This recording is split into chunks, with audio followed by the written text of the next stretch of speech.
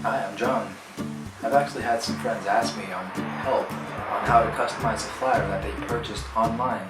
Now when they sell it to you, they say it's easy, plug and play, you can customize it easily, but they don't tell you that you do need to have some experience with Photoshop to be able to edit it efficiently and without wasting all day trying to figure out how to do it. In this video, I'm going to show you how you do it from start to finish.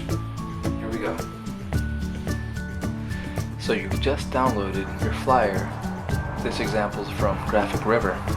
So you go into the PSD folder. That's what we're going to use, PSDs from Photoshop. So you open your Photoshop, and there it is. It says some layers might need to be updated before they can be used for vector-based output. Do you want to update these layers? No, and you'll see why later. Alright, so what's going on? There's nothing here. Is it working? Just so happens when you get these pre-done flyers, there's no magic program that's gonna just let you input your stuff right away. You have to have a little bit of knowledge on Photoshop and how to edit them. They could come in Photoshop, they could come in Illustrator, they could come in other programs. But this example is Photoshop. And in Photoshop, things are separated into layers, which you'll see here on the right side. You can also get the layers by going to Window, and there's a layers check mark right there. So now that you see the layers here on the right, let's go ahead and turn them on one by one to see what they give us. This first one gives us Event Agency Presents. The next one, Text. That gives us nothing so far. Let's keep going. Actually look, there's a drop down here under Text. That means there's things under it that need to be opened. Next, Photo Effect. Next, Photo, which there's nothing there at the moment. Info Footer, you just saw that pop up down there. And Background, which is most of the whole picture. We have to open these up in the text. There you go. It does work, and nothing is wrong with that flyer that you just spent money on. Now you would like to change your text, right? Okay, first thing you have to do is go to the T to the left. There's a T here. Click on that, and then you go to click on your text to edit it. So there's text right there. This is Bob Marley and the Wailers. There's Events Agency, that's also text. All these other ones are text all the way down there. So let's start on this one here. Oh, looks like the fonts are missing. I don't have them on my computer. This one's called Sliced Juice, which it says right here. Font substitution will occur. Continue? Well, let's just see how it looks. Alright, that doesn't look as good as the other font because this flower wasn't designed for it. And as you can see, there's a white text back there, and I'm going to go here to the layers and hide it right now. Now, do I want to keep this text up here like that, or do I want to have it look like it was originally designed? Now, do I want to keep this text just like it is right now, or do I want to have it like it's originally designed? I think I'd rather have it like it's originally designed. So what we need to do is go to search, and I'm going to search for, what's the font name? It's called Sliced Juice. So I'm going to search for Sliced Juice font. Sliced Juice font. So there, the first thing that comes up is a very popular website for fonts called www.duffont.com, and it has the link there for the Sliced Juice font. And there it is. So I'm going to download it. See it over there? Download. And after I download it, I open it up. It's always coming in a zip file. I still have the trial, I know. And I double click that font. There it shows you the font, and it gives you some options up on top. Print or install. I'd like to install this font on my computer. Okay, good. Now after it's done that, you can close that, close everything, and go back here. You have to take a step backward to undo what you just did. Now let's try it. Oh, it still doesn't work. Why is that? I installed the font. Well, that's because you have to close Photoshop and open it back up again for it to recognize that you installed that font.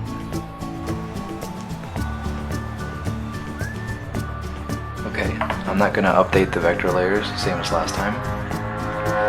And now let's bring everything back. There's background, there's the info footer, there's photo, text. Actually, I'm going to keep the yellow. And turn on agency. That's the top part up there. Okay, so now I can click on this text after clicking the T here on the left. Click that T, then click on the text, and now you can see I can write anything. So I will write what I want to write there, and I'd like it to be me at Janez Music with capital Z. And the Wailers. Okay, we'll keep that. Now we will click on the arrow on the left to get out of that text box. And now I'm going to click on the agency layer and click the T again. And now I can click on the events and I can write whatever I want there. So I'm going to write Miami Music Presents.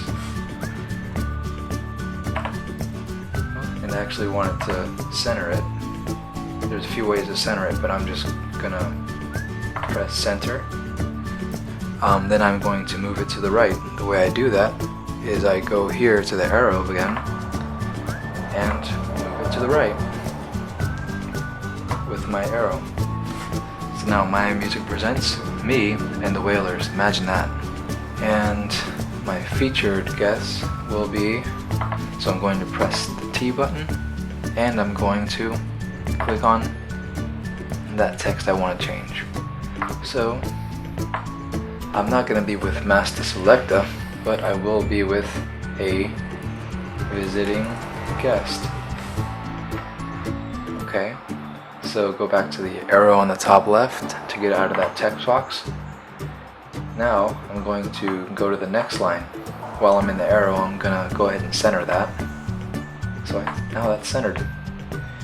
Now I'm going to go to the next layer and click on the T, and I'm going to change that. And I guess I'll just be with visiting guest sound system. So go back to the arrow after I finish typing what I wanted to type, and I'm going to move this to the left too, I guess. Make it all centered. Doesn't that look nice? And when is this going to happen? Now I'm going to be in the date and venue line under yellow. So click this down arrow to open it up, and now it shows those two lines, which is that line is the music venue, and this one line under it, 22nd of December, is right there. So first I'm going to edit the date. So I click on the layer with 22nd of December, click T, and this will be March 1st, 2015. That's what I want to write there. And under that, the music venue will be I guess I've been doing a lot of singing in the shower because no one's been listening, so I'll put my shower. So it does not look great so far. Now there's other boxes down here that gives you more info. Doors open at blah blah blah. And that you would handle the exact same way. And it looks like a different font, right? It looks pretty standard actually, so I might have it already on my computer and everyone would probably too. I took the T again, and I'm going to click on that text, and it says it's going to change it.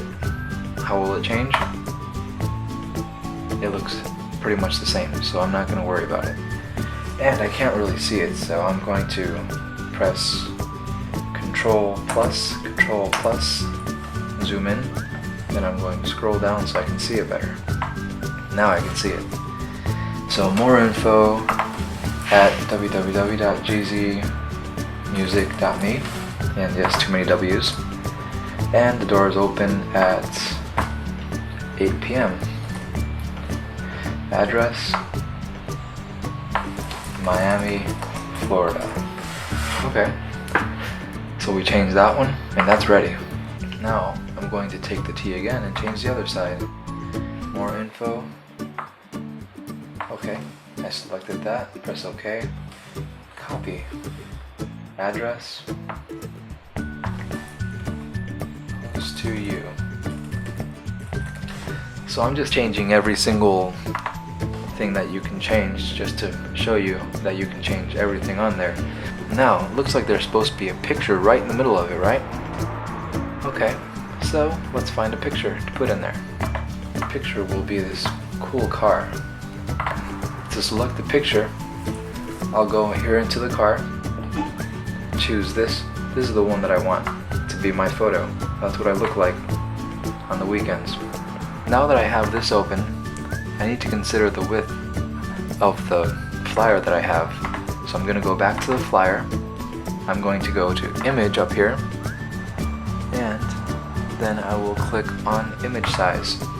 The width is 1320. Okay, so I have that. Cancel it out of there. Go back to my other window up there, and I'm going to change this width. It's a little bit smaller because the circle's not the whole width, so I'll put it at 1200. Okay, now Control plus, Control plus, Control plus, Control plus. Now you see it's much smaller, but it's still enormous because I take huge pictures. I had to press this select box right here. It's a select tool, and I'm going to start at the top left, click, and drag all the way out to the bottom right. Now I'm selecting the whole picture, and I'm going to edit, copy, and go back to the other picture that I have open. Now I'm going to select this arrow. You always have to have that arrow selected when you do edity thingies. And make sure this arrow down here is pointing down. So there it's to the right, and there it's down. And the layer is selected. And then you can go to edit, paste special, paste in place, and there's the car. I'm in the arrow so I can move the car. And I'm going to move it up to where it goes. So there's the completed flyer for our event. So now I'm going to save a copy of this PSD file as something else. So I'll call it johnevent.psd. Save. Maximize compatibility? Yes. Okay. And now is when you can save as a JPEG, and that's what you're going to send out to people. I did file, save as, and then save it as a JPEG. And remember to always remember where you're saving things to. Click save, and maximum quality always is 2015. Okay, here we have it. This is the flyer that we completed using our template file that we purchased online, and we customized it to meet our needs. If you'd like more help with these kind of things, please let me know in the comments what you would like, and I will make a video for it. And please subscribe.